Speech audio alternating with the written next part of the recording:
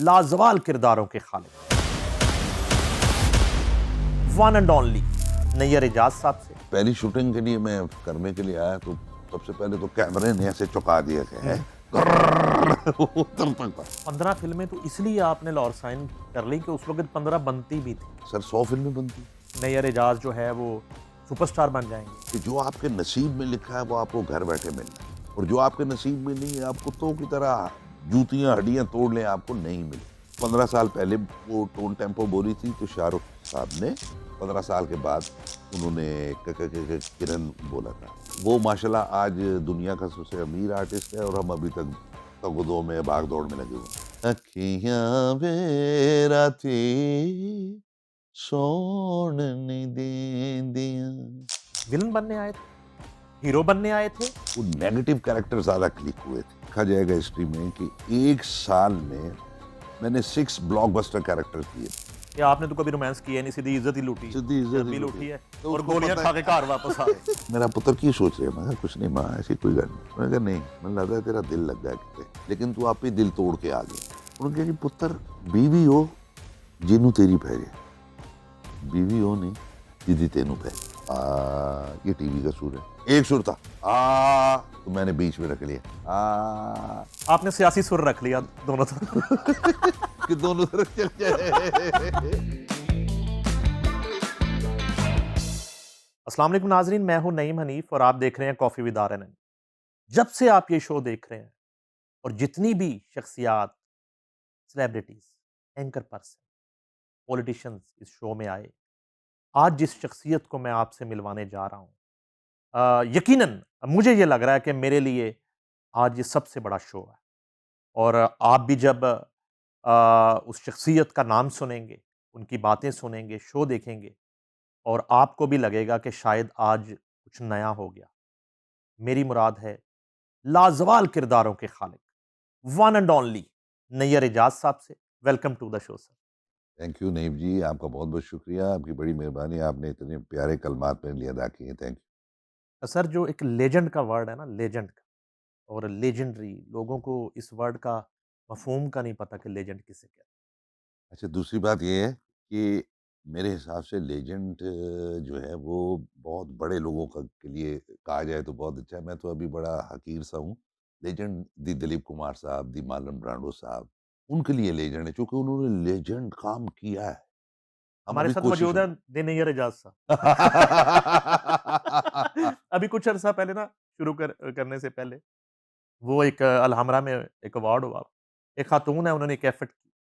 अच्छा, अब उन्होंने ना वो उसका नाम बड़ा मुश्किल रख लिया। अवार्ड का नाम था द लेजेंड अवार्ड। ओह! अच्छा, मैं वहाँ इनवाइट था और हमारी कोई सहाफ़ती क़यादत भी वहाँ पे मौजूद थी। तो मेरे लिए ना वो बड़ा एक, मैं एक ही चीज़ सोच रहा था, मेरे ज़हन में घूम रही थी कि इस अवार्ड को तो लेने वाला या मना कर दे, तो ये हुँ, शर्मिंदगी से लेगा, अगर हाँ, वो लेजेंड नहीं है। लेजेंड नहीं नाम है। ही इतना मुश्किल रख दिया। सर, पैदाइश कहाँ हुई आपकी? मैं जना पैदा हुआ था क्वेटा में। अच्छा, मेरे अब्बू की ट्रांसफ़र हो गई थी, वो क्वेटा चले गए थे और वो रेडियो पे म्यूज़िक प्रोड्यूसर थे और कोयटा में पैदा होने वाला बलोच होता है क्वेटा में पैदा या वाला ज़रूरी नहीं है? नहीं, ज़रूरी तो नहीं है, पंजाबी बहुत है वहाँ पे, लेकिन आप ये कह सकते हैं कि मैं बाय बर्थ वहाँ का हूँ, तो बलूचिस्तानी मैं हूँ, ये इसमें कोई शक नहीं। क्योंकि जहाँ अच्छा, आप पैदा होते हैं, उस मिट्टी पे आपका हक होता है। तो वो बलूचिस्तान की मिट्टी पे मेरा हक है और बलूचिस्तानी हूँ मैं। यानी कि सदर पाकिस्तान आसिफ अली ज़रदारी की तरह आप हाँ, बलोची हैं। मैं बलूची हूँ, अच्छा, पंजाबी बलूची। पंजाबी बलोची। हाँ, देखें, पंजाबी हो, बलोची हो, सिंधी हो है तो और पाकिस्तानी है आप, पठान हो, और हम सब हैं तो पाकिस्तानी। पाकिस्तानी बिल्कुल। ये मिट्टी हमारी माँ है। घर का माहौल क्या था जब होश सँभाला? कितने बहन-भाई थे, फैमिली? यार, ये बड़ा एक अजीब-सी बात थी कि हम लोग थे 11 बहन-भाई अच्छा, और मैं एक बहुत ही खामोश सा बच्चा था और मेरी थिंकिंग हमेशा ही होती थी कि यार हमारा वालिद जो है हमारे लिए कमाते हैं, कमा के लाते हैं और हम इतने बहन-भाई हैं। लेकिन कमाल की बात है कि हम सब बहन-भाइयों को हमारे वालिद मोहतरम ने पढ़ाया। 2 बहन-भाई जो बड़े थे, वो लोग नहीं पढ़ सके, बाकी हम सब पढ़े। तो मैं ज़्यादा यही सोचता था और मैं मेरे अब्बू के साथ मेरी बड़ी अच्छी अंडरस्टैंडिंग थी और मैं हमेशा अपने वालिद साहब से सवाल करता था कि अब्बा जी इन्ने बच्चे पैदा करन दा की फ़ायदा? वो कहते थे बेटा हम लोग जिस दौर में पैदा हुए थे, तो वहाँ तो ये होता था कि जिसके घर में बेटे हैं वो उसके उसके बाजू हैं। तो बेटा बस चलो, अब जो पैदा हो गए तो मैं समझता हूँ मेरे बाजू हैं। और हर बच्चे के लिए उन्होंने, मैं देखता था कि यार एक वालिद और वालदा किस तरह इतने बच्चों की एक-एक चीज़ का ख़्याल रखते हैं, उनके कपड़ों का, उनकी पढ़ाई का, उनकी चीज़ों का।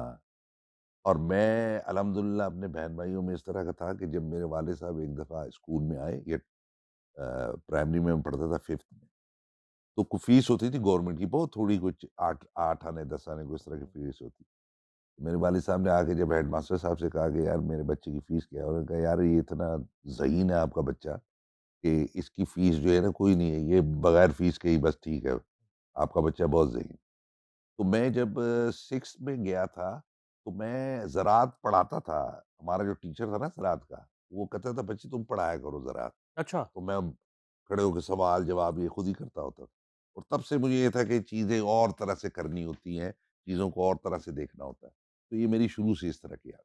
स्टडी उधर से ही नहीं, स्टडी मैंने मैट्रिक की थी लाहौर में। अच्छा, हम लोग सबसे पहले जब मैं लाहौर में आया था तो हम लोग ये 58 डी मेन मार्केट गुलबर्ग में, अच्छा। राइट पे शान साहब हैं, लेफ्ट साइड पे मैं हम लोग थे। तब पता नहीं था कि ये शान है, मैं नैयर इजाज़ हूँ, तब हमारा कोई मेल-मिलाप नहीं था। लेकिन मैं 58 डी में पला-बड़ा हूँ, 10 साल मैं वहाँ रहा था। हुँ। और यहाँ से मैंने पंजाब से मैट्रिक की थी, फिर अब्बू की तबीयत ख़राब हुई तो क्वेटा चला गया।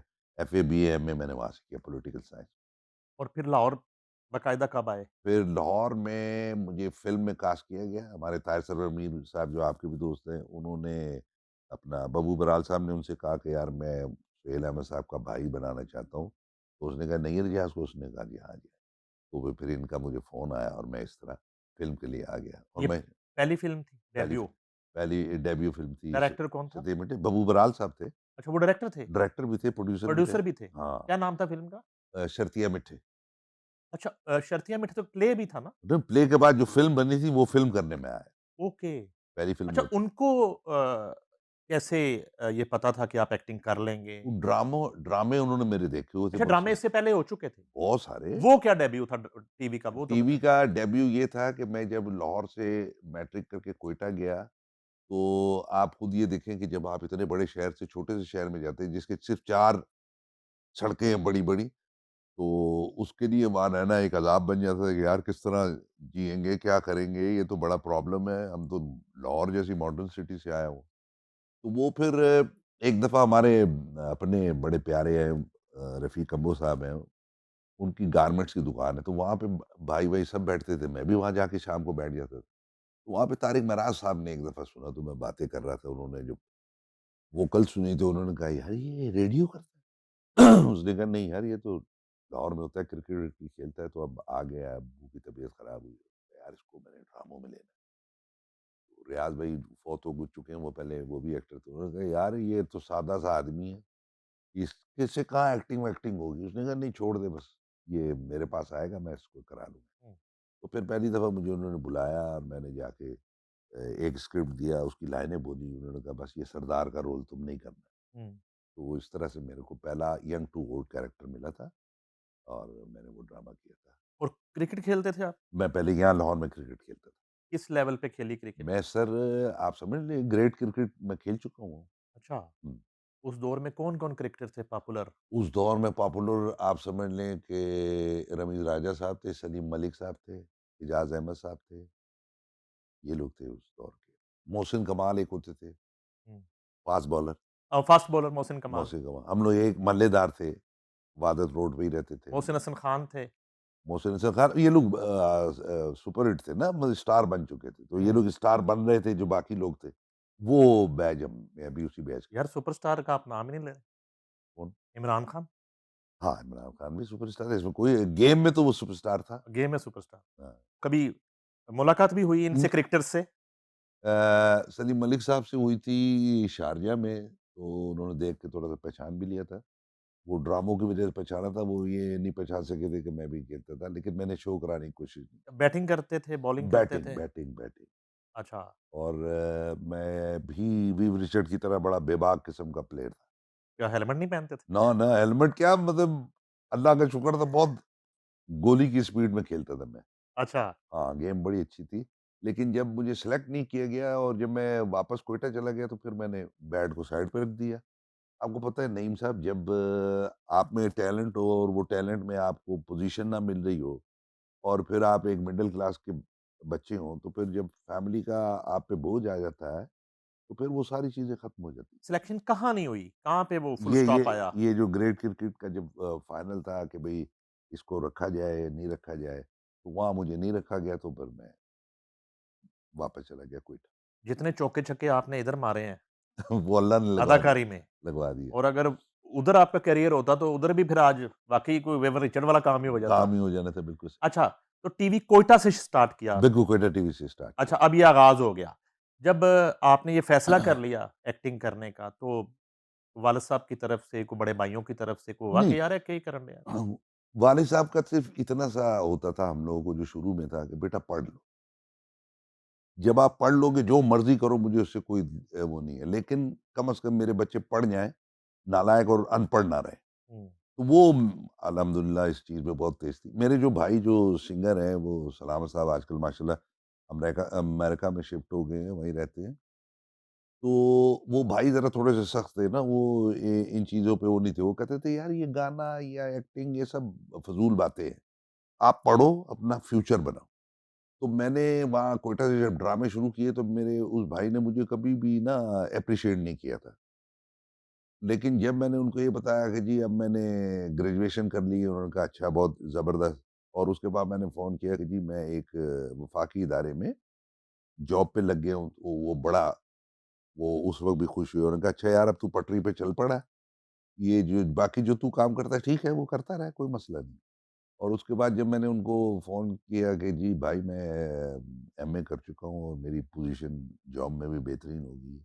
तो उन्होंने कहा यार अब लोग मुझे देखते हैं, मिलते हैं तो वो तेरी काम की तारीफ़ करते हैं तो मुझे बड़ी खुशी होती है। वेल डन बस ठीक है, आप जो मर्ज़ी करो बस। तो अब तो जॉब नहीं है नहीं, नहीं, नहीं, वो तो जब जब मेरे को शर्तिया मिट्टी के लिए बुलाया गया तो मैं इधर आया माशाल्लाह 15 फ़िल्में मैंने साइन की। लाहौर में। लाहौर में। और जब कोट की जेब मुझे अभी याद है हल्की-हल्की सर्दी थी, मैं जब वो शूटिंग ख़त्म करके और मेरी जेब भरी हुई थी, मैं अपने भाई के घर आया रहने के लिए, तो मैंने डिसाइड कर लिया भाई ये नौकरी साढ़े वाजदा रोज़ नहीं है, हुँ। लानत भेजो बस ऐसे थी ठीक है। तो वो माशाल्लाह फिर उसके बाद मैं वापस गया ही नहीं और उन्होंने ही मुझे टर्मिनेट भी कर दिया, सारा कुछ कर दिया। मैं यहीं लगा रहा बस। 15 फ़िल्में तो इसलिए आपने लाहौर साइन कर ली कि उस वक़्त 15 बनती भी थी। ठीक है सर 100 फ़िल्में बनती, साल में 100 बनती थी? 100 फ़िल्में बनती थी। अच्छा। तभी तो ये मैं आया हूँ तो मुझे फ़िल्में मिल गई। और कितने यहाँ पे स्टूडियोज़ कितने थे? गिनती कुछ सिनेमाज़ कितने थे? कोई याद पड़ता है? यार उस सिनेमाज़ का दौर में? मुझे सिनेमाज़ का तो याद है लेकिन बेताज है। जैसे मैं अभी अब आपको बताता हूँ कि जैसे हम लोग ये जो है फ़िरोज़पुर रोड में आप फ़िरोज़पुर रोड जाते हैं, तो सबसे पहले राइट पे आपको गैलेक्सी सिनेमा मिलता है। गैलेक्सी। फिर आप आगे जाते थे तो लेफ्ट पे आपको पहले नियाग्रा सिनेमा मिलता था, फिर कट करते थे आपको शमा शीश महल मिलता था, फिर आप आगे आते थे तो मजंग चुंगी पे आपको सनम सिनेमा मिलता था और फिर जब आप राइट पे टर्न करते थे, तो वो अंगोला सिनेमा आपको मिलता था। मतलब इतने से पोर्शन में आपको 8 सिनेमे मिल रहे हैं। और उधर एबट रोड पूरी वो market. Abbott road total market है। और अगर हम लोग आउटडोर शूटिंग करने के लिए ड्रामे की भावलपुर गए हैं, तो वहाँ सिनेमे ही सिनेमे नज़र आ रहे हैं, हर जगह सिनेमे नज़र आते थे। काम भी बहुत होता था, फ़िल्में चलती भी बहुत थी। ल तो इस वज़ह से फिर आदमी ने मैंने फ़ैसला किया कि नहीं यार बस ठीक है अब, हमारा यही काम है, इधर ही रहना है और अल्लाह का शुक्र है। जब आप आए फ़िल्म में, तो विलेन बनने आए थे? हीरो बनने आए थे? क्या सोच के आए थे? या आपने जैसा भी कैरेक्टर शुरू में मिला तो आपने कहा करके देख। नहीं, हुआ ये था कि मेरे जो कैरेक्टर थे, वो नेगेटिव कैरेक्टर ज़्यादा क्लिक हुए थे। और ये भी माशाल्लाह बिल्कुल लिखा जाएगा हिस्ट्री में कि 1 साल में मैंने 6 ब्लॉकबस्टर कैरेक्टर्स दिए थे। मैंने दिया दश्त का स्टैमर करके बोला था मैं उसमें। हुँ। फिर मैंने उसमें दिया लकीरें, फिर उसमें गर्दबाद, फिर उसमें अपना क्या नाम है दिन लाहौर से और दश्त आया। हुँ, ये सारे मेरे वो कैरेक्टर्स थे। उसके बाद धुआँ, वो तो एक्स्ट्रा बम्पर ब्लॉकबस्टर ड्रामा था। हुँ। तो इस तरह 6-7 मैंने 1 साल में डिफरेंट कैरेक्टर्स की भरमार अल्लाह ने लगा दी। तो उसके बाद शुक्र अल्हम्दुलिल्लाह। वो कौन-सा दौर था जब पिक एंड चूज़ का सिलसिला शुरू हुआ अब यानी कि वक़्त नहीं है, काम इतना ज़्यादा है? ये जब लाहौर में आ गया, अच्छा। तो उसके बाद लाहौर में आने के बाद जब मुझे ड्रामों के लिए बुलाया जाता था टीवी पे, तो मेरे पास टाइम ही नहीं होता था। हुँ, लेकिन वो उसमें जैसे अल्लाह ताला उन्हें जन्नत नसीब करे, राशिद डार साहब ने मुझे अपनी सीरियल में लिया, तो उन्होंने कहा, "यार तू ना सैटरडे संडे साडा काम कर दिया कर, ਅਸੀਂ ਤੈਨੂੰ डिस्टर्ब नहीं करांगे। लेकिन सैटरडे में 2 ਵਜੇ ਆਇਆ ਕਰ, ਤੇ ਜਦੋਂ ਤੇਰੀ ਨਾਈਟ ਦੀ ਸ਼ੂਟ ਹੋਏਗੀ ਮੈਂ ਤੈਨੂੰ ਉਸ ਤੋਂ ਪਹਿਲਾਂ-ਪਹਿਲਾਂ ਫਾਰਿਗ ਕਰ ਦਿਆਂ ਕਰਾਂਗਾ, इतवार ਨੂੰ आउटडोर कर लिया करांगे। तो इस तरह से माशाल्लाह काम करने नैयर लगा। बलोच जब लाहौर लैंड किए, हाँ, नहीं यार बोलो। नैयर बलोच, तो कैसा पाया लाहौर को आपने? नहीं, क्योंकि मेरा बचपन यहीं गुज़रा हुआ था ना। सर, बचपन गुज़रना और बाज़ औक़ात कई लोगों के साथ पूरी ज़िंदगी गुज़र जाना, इस बात की ज़मानत नहीं है कि वो आपके साथ मुख़लिस हैं। ये बात मेरा सवाल ये है कि वो ज़रा नाम लीजिए कि शुरू में एक तो लाहौर को कैसा पाया जब आप प्रैक्टिकल लाइफ़ में आ गए? हुँ, रवैये क्या थे? हुँ। वेलकमिंग थे? खैर मकदम हुआ नैयर बलोच का लाहौर में? या हर्डल्स आईं रवायती? नहीं जी, दुनिया में दुनिया का एक उसूल है, जब भी आपने तरक्की करनी होती है, अगर आपकी राह में हर्डल्स नहीं आएँगे तो आप तरक्की नहीं कर सकते। कुछ सीनियर्स ऐसे थे जिनका नाम लेना ना फौत हो चुके हैं बेचारे। कुछ सीनियर्स ऐसे थे कि जैसे एक ड्रामा था, उसमें मैं सिर्फ़ 1 एपिसोड में था, क्वेटा से था, चाकर-ए-आज़म उसका नाम था। हुँ, तो आर्टिस्ट का नाम भी पता चल गया होगा, लेंगे नहीं हम, क्योंकि अल्लाह ताला वो जा चुका है दुनिया से। तो उसमें वो मेन रोल कर रहे थे चाकर-ए-आज़म। मैंने उसमें एक रोल, चूँकि मैं जॉब करता था तो मैं आउटडोर-शाउटडोर नहीं जा सकता था। तो मैं इंडोर वाला काम मैंने उनसे लिया। तो उसमें एक कैरेक्टर था शहद का, जो चाकर का वालिद होता है। तो उसमें ये था कि पहले मैंने अपीयर होना था 25 साल ऐज में, फिर मैं अपीयर होता हूँ 55 साल की ऐज में, फिर मैं अपीयर होता हूँ 85 साल में, और फिर मैं एंड में अपीयर होता हूँ 105 साल।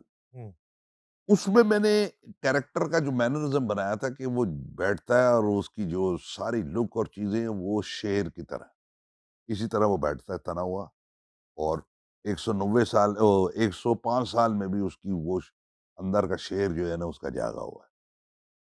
तो वो मैंने शूट कर लिया था, और वो पोर्शन शूट करना था जहाँ मैं उस कैरेक्टर को अपनी पग पहना के उसको कहता हूँ, आज से तू सरदार है। हुँ, तो वो जब आर्टिस्ट ने आए और उन्होंने कहा कि जी कौन मेरा बाप है?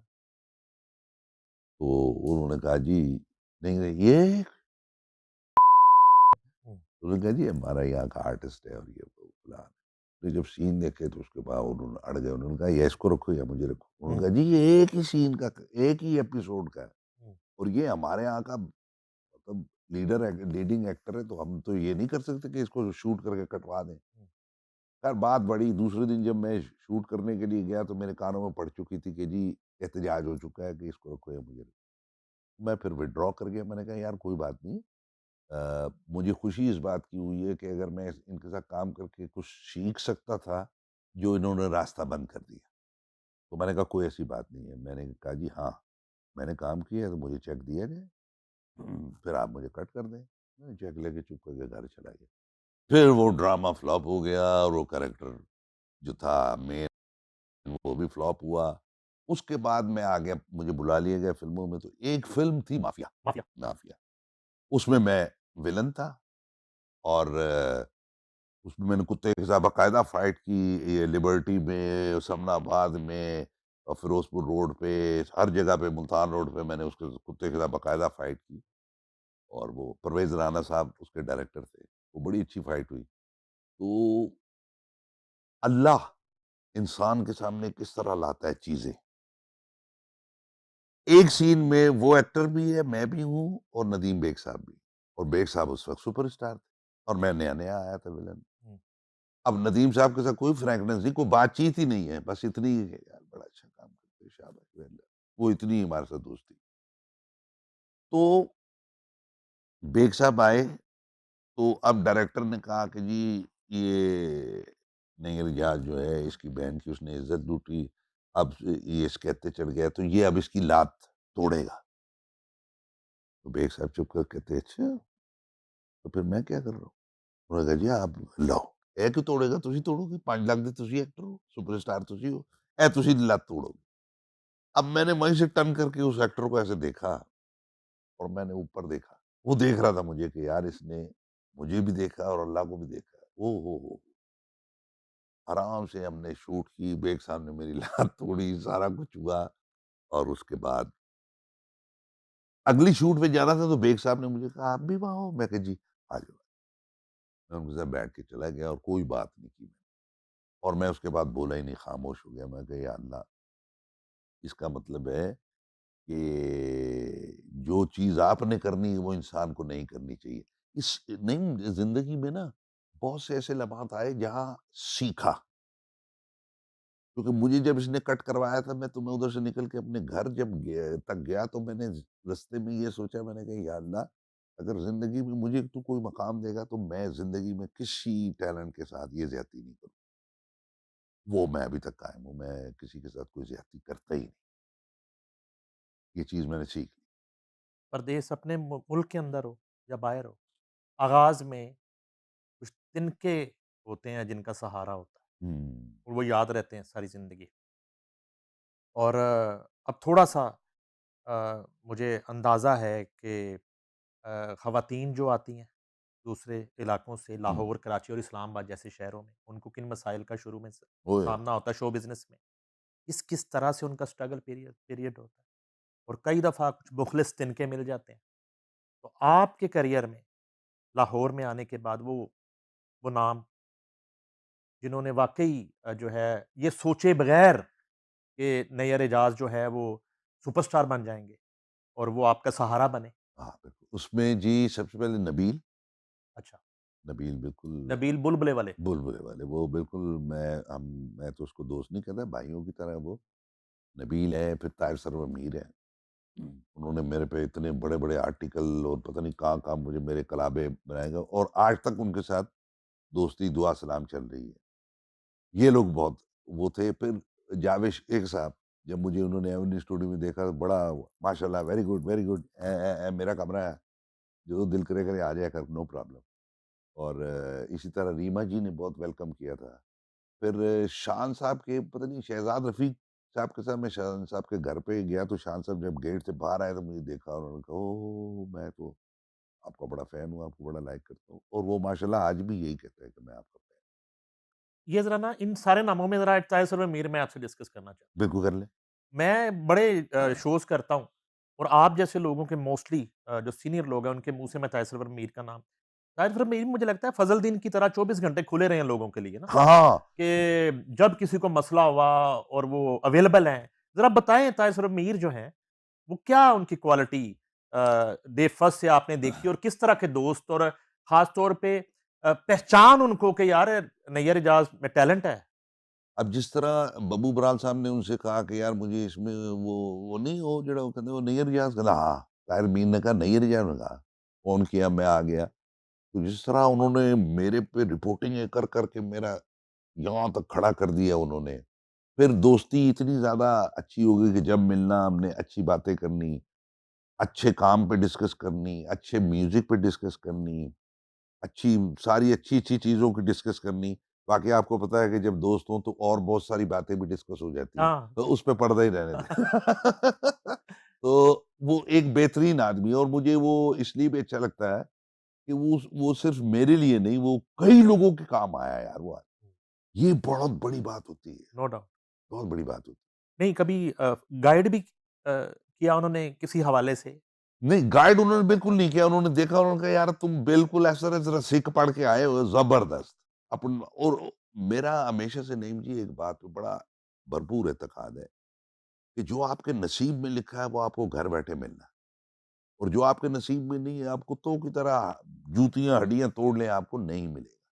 तो उस बात पे बिलीव कर लिया था कि यार जो मेरे नसीब में है वो मुझे मिलेगा, जो नहीं है मैं फिर उस चीज़ के पीछे भागता नहीं। एमए पास नैयर एजाज और अब एक टीवी का मिजाज है, जहाँ अगर कत्ल भी होना है तो बड़े सुलझे अंदाज में, धीमे अंदाज में, उफ़! ठीक है जी? उफ़! और उधर फ़िल्म का जहाँ पे एक ही स्टेन गन से 2-200 बंदा मारा जा रहा मारा है, जा रहा अब है। 2 अलग-अलग उफ़! मीडियम है।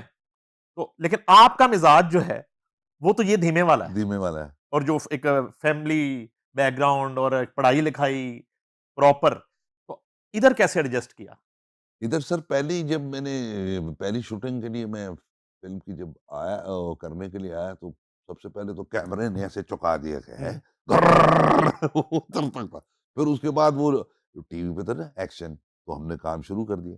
उधर होता था एक्शन! वो भी थोड़ा-सा घबराहट होती थी। 1-2 दफ़ा ज़रा वो हुआ तो उसके बाद जो है ना समझ आ गई। एक ने कान में आके कहा कि "ਭਾਜੀ ਇਹ ਫਿਰ ਫਰਕ ਕਰ ਦਿੰਦੇ ਨੇ ਜੇ ਮਟੀਰੀਅਲ ਜ਼ਿਆਦਾ ਲੱਗੇ।" ओह! ਤੇ ਸੋਚਣ 'ਚ ਟਾਈਮ ਜ਼ਾਇਆ नहीं करना, ये कर-कुर ਨੂੰ ਤੁਸੀਂ नहीं देखना। उसके एक दफ़ा हुआ था उसके बाद में ठा-पा करना शुरू हो गया। फीता जो है वो बहुत बड़ा प्रेशर था बहुत बड़ा प्रेशर और रीटेक का। नईम जी एक टाइम ऐसा आ गया था कि वो कहते थे कि यार 2 ਸਫ਼ਿਆਂ ਦਾ 2 ਪੇਜਾਂ ਦਾ ਸੀਨ ਹੈ ਤੇ ਨਈਰ ਜਾਂ ਤੇ ਸ਼ਾਨ ਨੇ ਤੇ ਲਾਈਟ ਜਾਣ ਵਾਲੀ ਉਹ ਐ ਕਰ ਲੈਣਗੇ ਇਹਨਾਂ ਨੂੰ ਕੋਈ ਮਸਲਾ नहीं फड़ाओ ਇਹਨਾਂ ਨੂੰ स्क्रिप्ट धड़ धड़ धड़ धड़ सीन हो जाते थे। हुँ, तो वो ये था कि ये सीखा कि यार ये शोर कुछ नहीं और लाउड एक्शन भी कुछ नहीं, तूने अपना काम जो भी है वो करना है। मैंने ये कोशिश की कि टीवी का जो अंडरटोन और फ़िल्म का जो लाउडिज़्म है, उसके बीच में अपने आप को रखा। ओके। उसका क्या था कि एक सुर तो ये था, ये टीवी का सुर है। एक सुर था, तो मैंने बीच में रख लिया, ये दोनों को बैलेंस कर दिया। एक्सप्रेशन पे ज़्यादा काम कर लिया, गेटअप पे ज़्यादा काम कर लिया। आपने सियासी सुर रख लिया दोनों तरफ। कि दोनों तरफ चल जाए। अच्छी बात है, सियासी सुर रख ली। सियासी सुर रख लिया। अच्छा इ एक बात रह ना जाए, अब ये करियर तो हो गया और कामयाबियाँ भी मिलना शुरू अल्लाह, हो गई अल्लाह, अल्लाह। और सलामत भाई ने भी ओके कर दिया कि वेल डन। हुँ। एक तो सलामत भाई पे आना है मैंने। दूसरा ये कि अब कुछ शादी-वादी का सीन जो है वो कब बना? कैसे बना? और हाँ, मैं वो अच्छे शादी अच्छी पसंद की हुई, नहीं, लव मैरिज थी, मैं क्या बता देता हूँ। वो हुआ ऐसे कि मैं सेकंड लास्ट हूँ, मुझसे छोटा एक भाई है। हाँ, तो एक दिन मैं जब लाहौर में इनको ले आया तो मेरी माँ ने कहा कि जी मैं हुण ज़िंदगी दे उस हिस्से च हैगी हाँ कि पता नहीं एहदे बाद मैं जियां ना जियां ते ए मेरा सब तो छोटा बच्चा है ते कल नूं ਇਹ ਭਰਜਾਈਆਂ ਤੇ ਪਿਆ ਤੇ ਉਹ ਤੇ ਇਹਨੂੰ ਰੋਟੀ भी नहीं देणगियां ਤੇ तू ਇਹਦਾ ਵਿਆਹ कर दे। मैंने कहा माँ अभी तो बेचारा स्ट्रगलर है, क्या काम के लिए भाग दौड़ कर रहा है, तो शादी करा के तो नुकसान ही होगा। उसने कहा नहीं बेटे। अच्छा मेरी ये थी कि मैं अटैच तो अपने वालिद साहब से बहुत था, लेकिन मैंने अल्हम्दुलिल्लाह ना कभी अपने बड़े बहन भाइयों के आगे जवाब दिया, कभी भी, और ना ही मैंने माँ की बात को कभी नहीं डाला। कितना भी बड़ा काम माँ ने डाल दिया है, तो एक लम्हे मैं सोचता था, जवाब नहीं देता था, लेकिन वो आके कर देता था कि "ए लो माँ जी मैं कर देता।" तो माँ ने जब ये कहा मैंने कहा अच्छा भाई ठीक है मेरा काम तो नहीं है, तुझे लब्बो कुड़ी यदि शादी कर देंगे। तो मैंने सबसे पहले छोटे की शादी की कि यार वो घर में आएगा, घर में उसकी बीवी आएगी, कोई एडजस्टमेंट घर की बन जाएगी। तो उसकी शादी पहले कर दी। तो एक रात मैं लेट नाइट आया शूट खत्म करके, तो माँ बारिश हो रही थी, भाई की चूँकि शादी वो अपनी कमरे में था हुँ, ऊपर, तो माँ बेचारी उठी और धक्के खाती-कूती आके उन्होंने गेट का दरवाज़ा खोला, मुझे कहा यार हुण ब्याह कर ले। मैं कहा अच्छा माँ ठीक है, फिर तुसी कर दियो ब्याह मैं की कर सकदा। तो इन द मीनवाइल मैं एक बड़ा नाम था जिसके इश्क में थोड़ा-सा गिरफ्तार था मैं। अच्छा, तो वो जब मैं उसके घर गया, तो घर देखने के बाद मुझे अपनी फैमिली के वो सारे मेंबर्स एक-एक करके मेरे स्क्रीन पे आ रहे थे। तो मैंने कहा यार अगर मैं इससे शादी करूँगा, तो उन बेचारों का क्या बनेगा? क्योंकि ये तो अपना खर्चा ढाई 3 लाख बता रही और है। उन मोहतरमा की अभी तक शादी नहीं हुई थी? उन्होंने अभी शादी नहीं अभी की नहीं। थी, करनी और थी। उनका ताल्लुक टीवी से था, फ़िल्म से? टीवी और उससे वो जो मॉडल होती हैं वो टाइप का। ओके।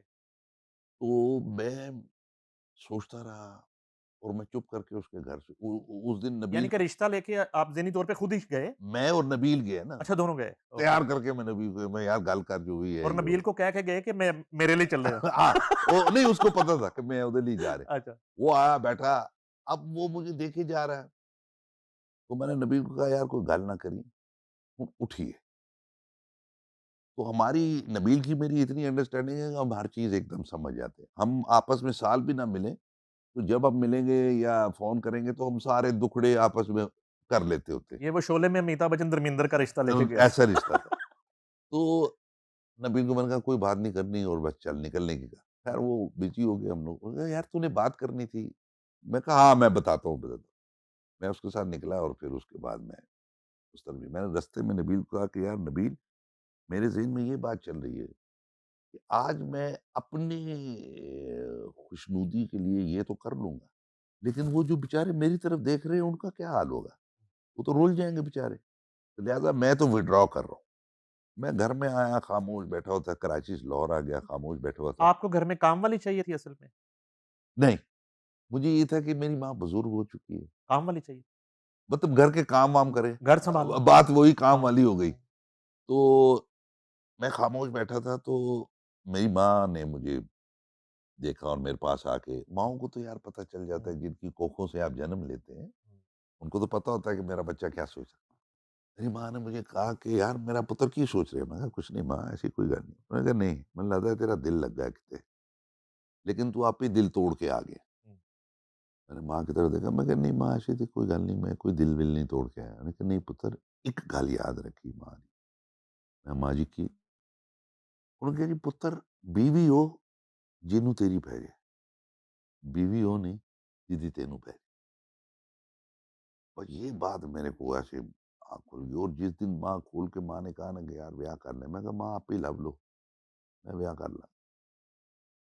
तो फिर मेरी माँ ने, मेरी शादी भट्टों में हुई है, कश्मीरी भट्टों में। अच्छा। तो मेरी माँ ने फिर जो बीवी ढूँढी, वो ज़बरदस्त बीवी मिल गई है।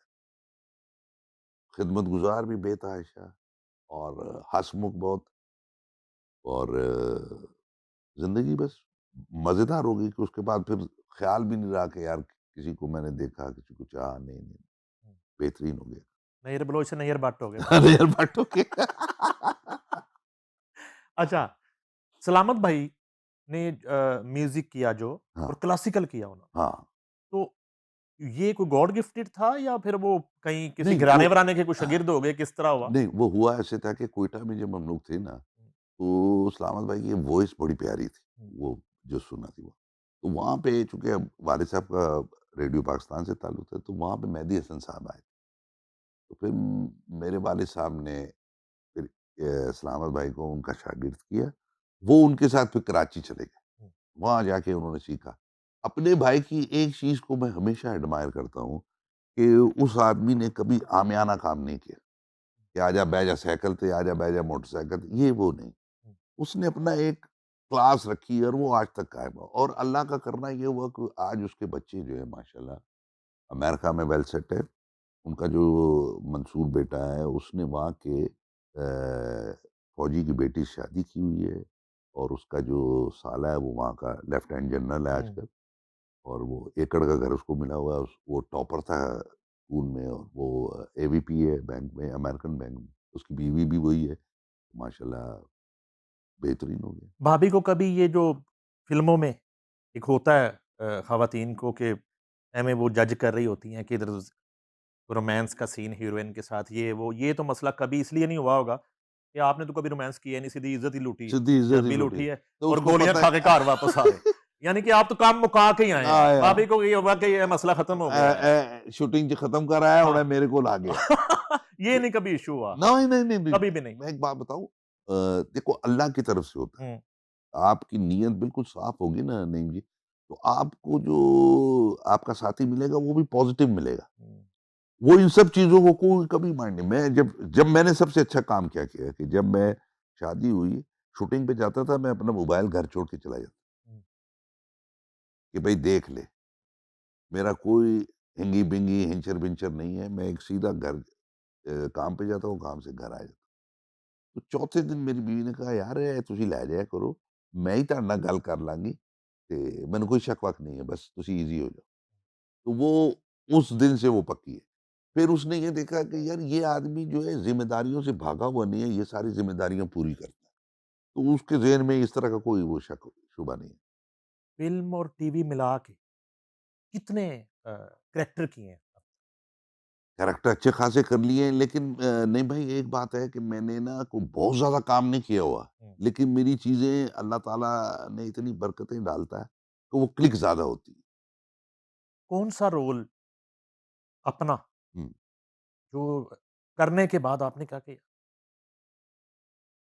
स्टिल मैं अभी तक वेट कर रहा हूँ, लेकिन एक ड्रामा था जो वो स्पेशल प्ले बनाया था, मक्तिल अपना घर। हुँ, उसमें मैंने एक खरमस्त आदमी का रोल किया था, वो बलोची रोल था। पगड़-वगड़, खुदी, सलवार। तो उसमें डायरेक्टर ने स्क्रीन पे सबसे पहले ना दिखाया था कि जी ऊँट चलता आ रहा है। हुँ, ऊँट ऐसे चलता है ना, और उसके बाद ऊँट से जब कैमरा आया, हल्का-सा पैन हुआ तो मैं चलता आ रहा हूँ, वही उसी अंदाज़ में। हुँ। खरमस्त है ये, और कोई औरत मिल जाती है, उस पे आशिक हो जाता है, उसके साथ बुरा-भला कर लेता है। वो रोल एक बेहतर रोल था जो मुझे मज़ा आया। तो अभी भी नईम साहब, अगर ज़िंदगी में आप इस बात पे टिक गए कि यार मैंने ये तो आखिर कर दिया, तो फिर आप आखिर हो जाएँगे ना। नो, नो, चीज़ें आ रही हैं, किए जा रहे हैं, और अपने आप को उस लाइन में रखा ही नहीं है कि जी मैं तोप हूँ या कुछ, नहीं, नहीं। रोज़ काम पे जाते हैं, अपने आप को नया एक्टर समझ के जाता हूँ, और काम करता हूँ। जितने सब्जेक्ट किए, जितनी कहानियाँ की, जितने करैक्टर किए, ये ज़रा बताएँ नाज़रीन को कि वाक़ई हमारे माशरे में वो कहानियाँ थीं या कभी किसी कहानी पे ये भी लगा यार ये क्या है? ये तो नहीं होता। नहीं, अगर आप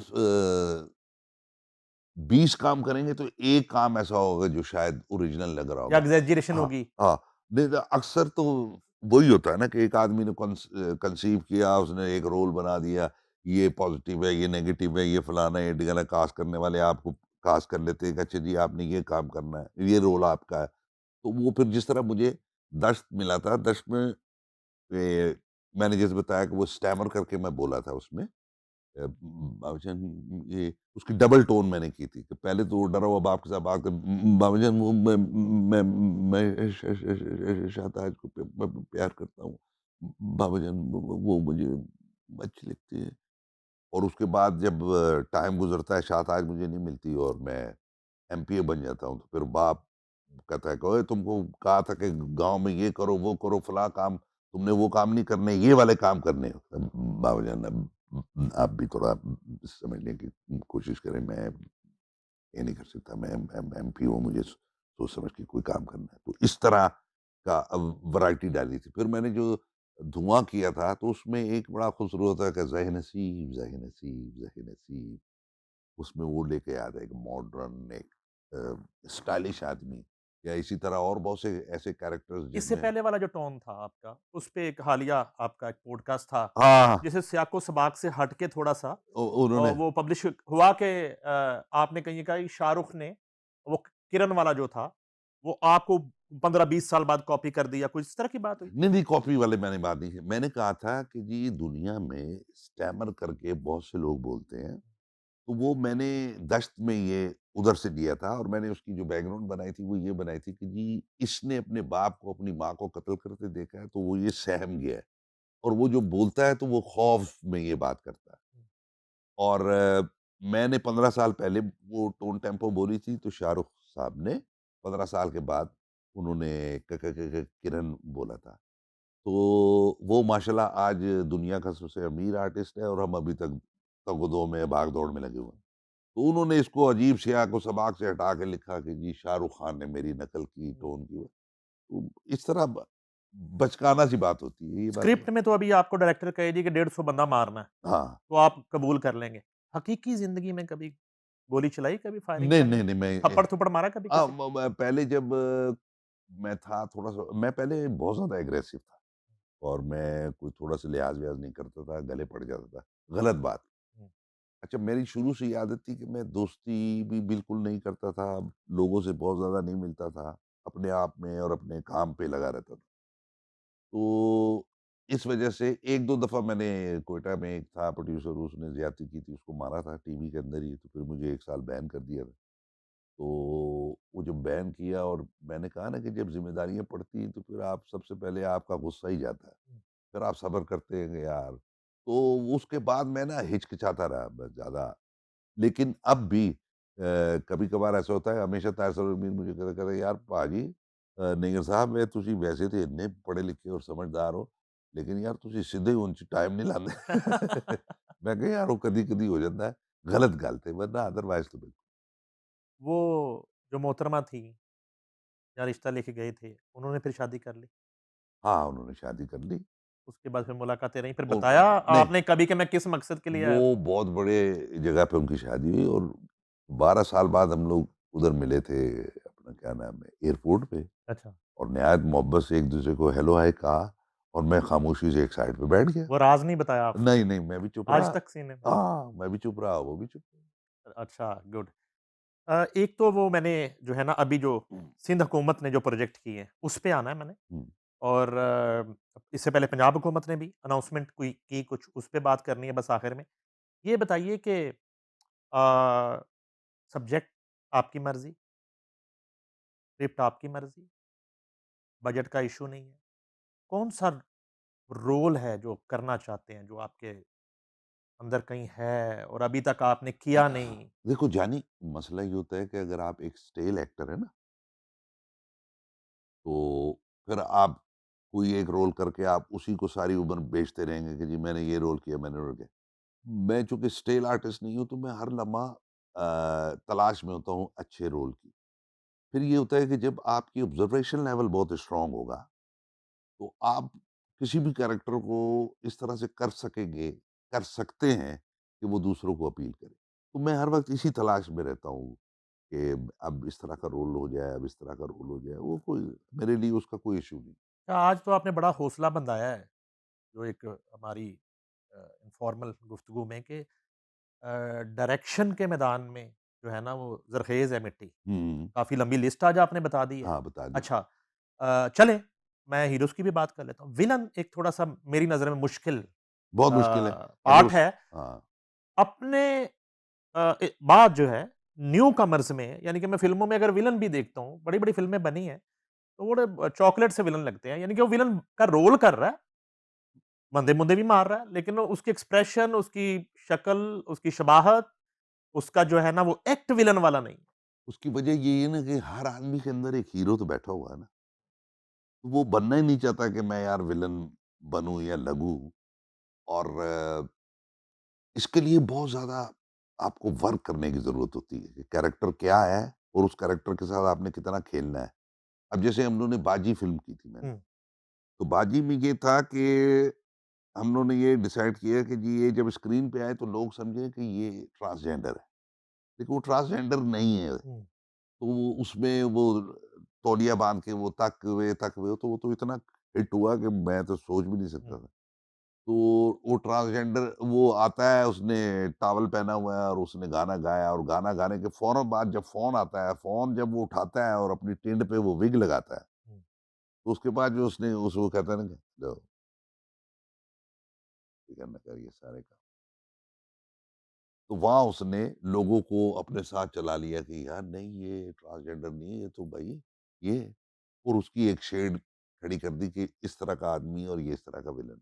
फिर मैरूनिसा वी लव यू में मैंने क्या किया कि गेटअप मैंने सारा लेडीज़ किया, पीछे बैग बनाई, वो पहना, सारा कुछ किया, ब्लॉन्ड कलर के हेयर, एक वो पहना, काँटा सा लगाया और उसमें वो बात करता था, बात भी वो नॉर्मल बोलने लगा। तुझे कहा था कि ये सारा कुछ तू कर, तूने क्यों नहीं किया? Luck luck luck luck luck luck लका। अब वो इस तरह का वो है विलन। वाह! तो ये चीज़ें जो हैं, ये आपको स्टेल भी नहीं रहने देती और आप चीज़ों में नई-नई चीज़ें करते जाते हैं। जैसे आपने मौला जट देखी होगी, मौला जट में एक जग्गू है और उसमें डायलॉग उसके इतने नहीं थे, हुँ, लेकिन उसके एक्सप्रेशन और उसकी अपीयरेंस से लोगों को खौफ आता है। जैसे राशिद ख्वाजा साहब ने और नदीम मांडवीवाला साहब ने जब फ़िल्म देखी और इंक्लूडिंग कामरान अंसारी साहब, उन्होंने कहा, "यार असी तो पूरी फ़िल्म वेखी है ते तू ही याद रह गया। हुँ, यार तेरा तू आया और डरा ही देता है तू, हुँ। इतना अलग आदमी।" तो वो चीज़ें आप ज़हनी तौर पे अगर रुक गए तो चीज़ें आपकी रुक जाएँगी। मैं हर वक़्त ज़हन में मेरा यही होता है कि ये इसको इस तरह से अभी जैसे शान की फ़िल्म साइको है, उसमें आपको बिल्कुल एक नए तरह का रोल मिलेगा। अच्छा, गुड। बिल्कुल नया आदमी, नया कैरेक्टर और वो आप देखेंगे, आप हँसेंगे उसपे। हुँ, लेकिन वो संजीदा आदमी है, वो खुद कुछ नहीं कर रहा, हुँ। सोबर आदमी है, वो मामलात को सँवारता है, लेकिन आप उसकी चीज़ों से हँसेंगे उसके साथ। अच्छा जी, अब फिल्मों की अगर बात करें मेकिंग की और नई प्रोडक्शन की तो गल घूमता ते आ गई हाँ। है। जे घूमता ते आ गई तो मैं क्या फिर सुलह ना कर लिए। अच्छा मसला ये है कि लियारी जो है वो इंडिया पाकिस्तान में मरकज़े फ़िल्म है इसमें। हाँ, निगाह बन गया मतलब। उधर जो है ना और ये इंडिया की इत्तला बता दूँ जो लियारी पे फ़िल्म बनी है मैं नाम आप बताएँगे? धुरंधर। धुरंधर। धुरंधर जो है उसका स्क्रिप्ट सुना है नरेंद्र मोदी ने अप्रूव किया है, ये मेरी इन्फॉर्मेशन है। उसकी हुँ, स्क्रिप्टिंग में नरेंद्र मोदी जो है वो इन्वॉल्व है। वो इन्वॉल्व है, यही वजह है कि वो अभी मैंने देखी है ना वो टोटल एंटी पाकिस्तान कंटेंट होगा। उधर वो ऑपरेशन सिंदूर जो है ना, उसकी खिफ़्फ़त वो फ़िल्मों से मिटा रहे हैं। बिल्कुल, बिल्कुल, ठीक है सर? एग्ज़ैक्टली हाँ। एक हो गया। दूसरा जो है, लियारी पे फ़िल्म जो आप करके अभी आए हैं, वो बेनाज़, बैराज़, बेनाज़। बेनाज़, वो हाँ, सिंध हुकूमत ने बनाई है बिल्कुल और सिद्दीक सिंध हुकूमत ने। हुकूमत जो है इनिशियली शर्जील मेमन जो है इन्फॉर्मेशन मिनिस्टर जो हैं, उनकी ज़ेर निगरानी बिल्कुल, 5 फ़िल्में बन रही हैं। बिल्कुल, बिल्कुल, ये बिल्कुल। 5 फ़िल्में क्या हैं और जो फ़िल्म आप बेनाज़ करके आए हैं लियारी पे, वो हुँ, क्या है? बेनाज़ फ़िल्म जो प्रोड्यूस की है वो आयशा उमर जी ने प्रोड्यूस की है, उसके डायरेक्टर और राइटर हैं अबू अली ऐसा। ठीक है।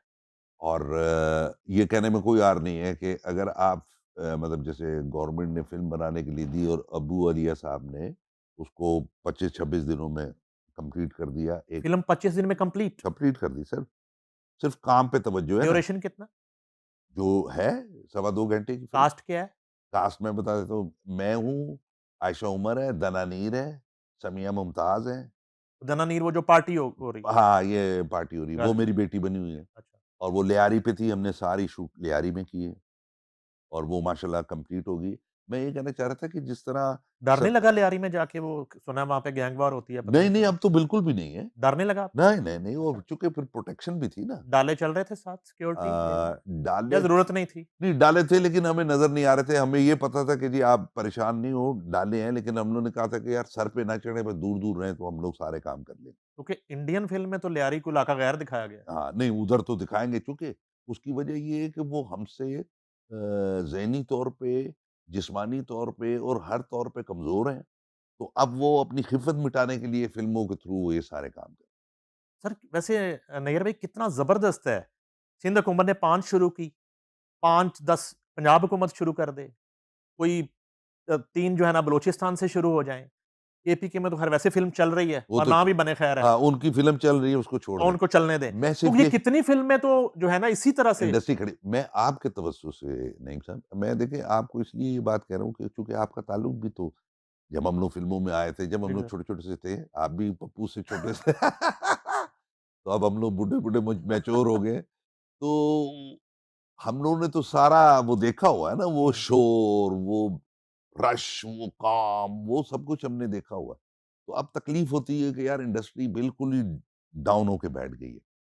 सिंध गवर्नमेंट का ये बड़ा अच्छा वो हालाँकि पंजाब ने पहले किया था। पंजाब ने अनाउंस पहले की है। हाँ जी। लेकिन मुझे नहीं पता कि यहाँ के लोगों ने जाके क्या किया नहीं, कि पंजाब ने की सीएम पंजाब ने ये इनिशिएटिव लिया, ऐड भी आया, उसमें स्क्रिप्ट जो है माँगने शुरू किए। तो हमारे यहाँ प्रॉब्लम ये है कि मैं तो खुल के मुझे कहना पड़ेगा कि जो रिक्वायरमेंट है ना उस पे आएँ। आप अच्छे स्क्रिप्ट लाएँ, अच्छी कहानियाँ लाएँ, दिहाड़ी ना लगाएँ। अगर आपको हुकूमत सपोर्ट कर ही रही है, बड़े अरसे के बाद, पहली तो बात है हमारे यहाँ फ़नून लतीफ़ा यतीम ही रहा, कई सालों से। और अगर सिंसेरिटी आज पंजाब हुकूमत ये चाह रही है, सिंध हुकूमत ये चाह रही है, तो वहाँ प्रैक्टिकली काम करके आप सिंध में आ गए। बन गई फ़िल्म, बन अगली गई, बन रही हैं। अगली बन रही है सर। ये होना चाहिए ना सर। अब देखिए मैं सिर्फ़ आपके तवज्जुह से उज़मा बुखारी जी से ये रिक्वेस्ट करूँगा कि वो थोड़ा-सा ट्रस्ट करें और हमारे साथ एक मीटिंग कर लें। आपके तवज्जुह से अगर वो मीटिंग कर लेंगे तो बहुत सी ऐसी चीज़ें हैं जो हम बैठ के तय करके और उसको आगे बढ़ा सकते हैं। पहली बात तो ये है कि हमें एक-दूसरे पे एतबार करना होगा। चीज़ें एतबार के साथ आगे बढ़ेंगी और जिनको काम आता है जिनको काम आता है, काम उन्हीं को देंगे तो चीज़ें आगे बढ़ जाएँगी। वरना एक पहलू हल्का-सा, हुँ, वो ये है कि मैं रेड ज़ोन में बात कर रहा था मुबशर लुकमान से गौहर बाट से, कि इससे पहले कशीदगी हुई हमारी हुँ, इंडिया के साथ, हुँ। तो उस वक़्त सोशल मीडिया ने अपना रोल प्ले किया, सैटेलाइट मीडिया ने अपना किया, प्रिंट मीडिया ने अपना किया, इदारों ने अपना किया, कौम ने अपना किया। आज उधर से जो है ना एक सकाफ़ती यलगार फ़िल्मों की शक्ल में शुरू हुई है, तो उसका जवाब क्यों नहीं हम फ़िल्मों से देते? क्यों नहीं दे सकते? हमारे पास भी बहुत कुछ है यार। हुँ। हमारे पास भी बहुत कुछ है, हम लोग बहुत बेहतरीन जवाब दे सकते हैं। बात सिर्फ़ ये है कि करने की। मसला ये है कि राइट आदमी राइट पोस्ट पे जाके मिल लेगा तो चीज़ें बिल्कुल डिफरेंट हो जाएँगी। जब राइट आदमी ये सोच के जाएगा कि मेरी कितनी दिहाड़ी है तो उसकी कितनी दिहाड़ी है, दिहाड़ीदार और दिहाड़ीबाज़ लोगों ने तो पहले इंडस्ट्री का बेड़ा गर्क किया। तो उन लोगों से इज्तनाब होगा तो बचत होगी। सुर वाली आपने शरारत खुद की थी, अच्छा। ठीक है जी, जो आपने दरमियाना सुर रखा था। तो अदरवाइज़ मैं ये कभी ना अ, कहता। ना कहता, हाँ, शरारत ना करता, तो कुछ हमें आप गाते बहुत अच्छा है, एक स्थाई अंतरा कुछ सुनाएँ और इस पे हम फिर क्लोज़िंग करेंगे। अखियाँ वे राती सौण नहीं देंदियां, अखियाँ वे राती सौण नहीं देंदियां, सौण नहीं देंदियां, बड़ा दुख देंदियां, अखियाँ वे राती सौण नहीं देंदियां। अज रल कीती नहीं ओ कोई गलबात वे, अज रल कीती नहीं ओ कोई गलबात वे, मैं केड़ा भजदावा ते बिठावा सोने यार नू, कजदा ने नाया ने तेरे तेरे नान वे, अखियां वे राती ਸੌਣ ਨਹੀਂ ਦੇਂਦੀਆਂ। वाह, वाह, वाह! क्या बात है! Thank you, thank you. क्या आप म्यूज़िक सुनते हैं वैसे कभी? और किसे हाँ, सुनते हैं जब सुनते हैं? मैं बहुत अच्छा म्यूज़िक में सारे मेरे को बहुत अच्छा लगता है, वो मैं सुनता हूँ। जैसे मोहम्मद रफ़ी साहब के गाने, अच्छा, किशोर कुमार साहब के, हरिहरन के, सोनू निगम के, अरिजीत के, अपने भाई सलामत साहब के, the great one and only Mehdi Hasan साहब, मैडम नूरजहाँ जी वाह! के, आशा जी, लता जी, श्रेया घोषाल, इनके गाने बड़े शौक से सुनता क्या बात है!